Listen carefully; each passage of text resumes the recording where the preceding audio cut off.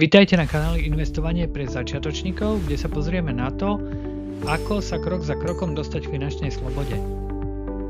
Takže ako začať investovať? Povedzme si pravdu. Väčšina z nás robí v živote jednu zásadnú chybu, ktorá nás stojí aj tisíce eur. Celé dni trávime tým, že tvrdo pracujeme pre peniaze, chodíme do zamestnania, predávame svoj drahocenný čas, ale úplne zabudáme na tú druhú dôležitejšiu časť. Nechať peniaze pracovať pre nás. Ak patríte k ľuďom, ktorí majú svoje celoživotné úspory odložené niekde v banke alebo na bežnom účte, mám pre vás zlú správu. V skutočnosti každý jeden deň o niečo chudobnieť. A čo za to môže? Môže za to inflácia. Ceny potravín, bývania a služieb neustále rastú, zatiaľ čo hodnota vašich peňazí, ktoré stoja na účte, postupne klesá. Dnes vám ukážem, ako tento proces úplne otočiť.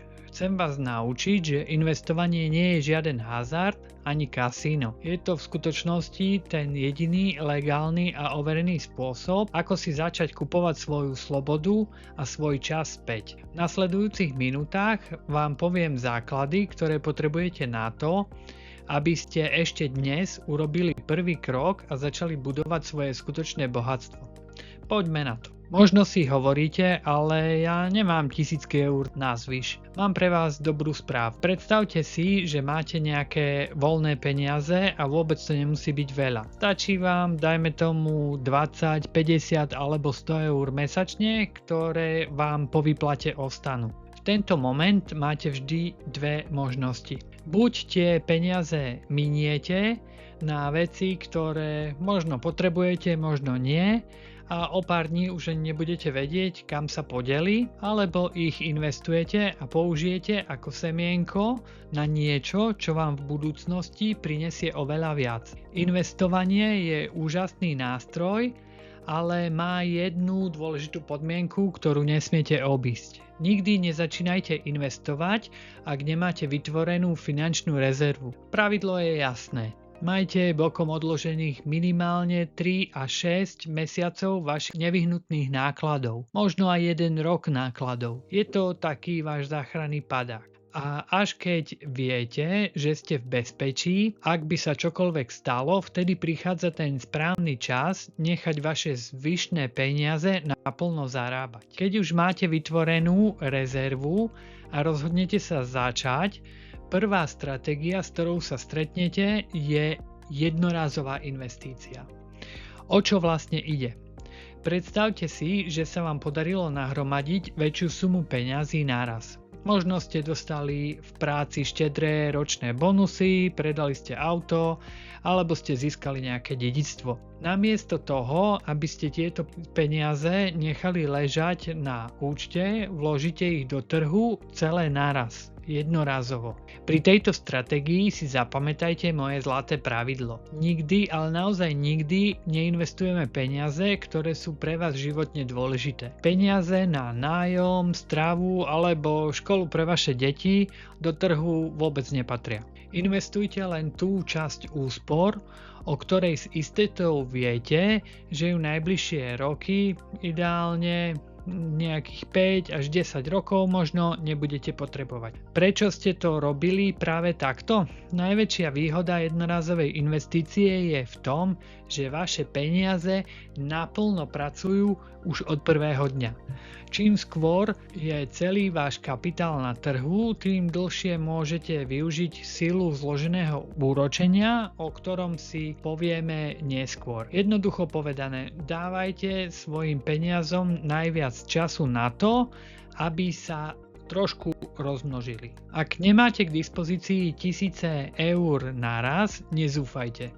Existuje stratégia, ktorú ja osobne považujem za výhodnú, ktorú využíva drvivá väčšina úspešných investorov. Volá sa pravidelné investovanie. Odborne známe aj pod skratkou DCA alebo Dollar Cost Averaging. Princíp je úplne jednoduchý. Každý mesiac hneď po výplate si pošlete na váš nejaký investičný alebo účet fondu nejakú fixnú sumu. Dajme tomu, že tam dáme spomínaných 100 eur. Pýtate sa, v čom je trik? V tom, že úplne prestávate riešiť, či sú trhy hore alebo dole, sledujete túto logiku.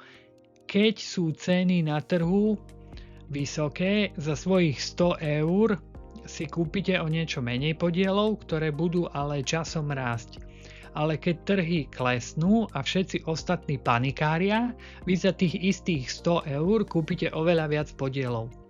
V podstate tak nakupujete akcie v zľave. Týmto spôsobom si prirodzene priemerujete nákupnú cenu. Najväčšia výhoda je však psychologická. Zbavíte sa totiž strachu, že investujete v nesprávnom čase. Nemusíte čakať na žiadny zázračný moment. Jednoducho si budujete disciplínu a váš majetok rastie bez ohľadu na to, čo sa práve niekde vo svete alebo správach deje. Je to najlepší spôsob, ako si vybudovať bohatstvo s chladnou hlavou. Pozrite sa na túto krivku zloženého úročenia. Toto je cesta každého úspešného investora. Na začiatku, v prvých rokoch sa vám môže zdať, že sa nič nedeje, ale vaše vklady rastú len pomaly. Možno máte pocit, že to nemá zmysel, ale všimnite si, čo sa stane po 10, 15 alebo 20 rokoch. Krivka sa začína lámať smerom hore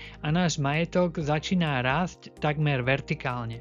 Tomu sa hovorí sila zloženého úročenia. Hovoríme, že to je taký exponenciálny rast. To znamená, ak by ste vkladali po 100 eur 20 rokov, tak budete mať nasporené sporením 24 000. Ak budete investovať a budete mať výnos, dajme tomu 7%, tak sa vaše úroky budú tiež rásť a dostanete sa až na 52 000. To znamená, že váš zisk bude 28 000 pri nejakom 7% zúročení, čo je nejaký priemer ETF fondu, možno S&P 500. Mnoho ľudí si pletie sporenie s investovaním. Ale medzi nimi je priepastný rozdiel.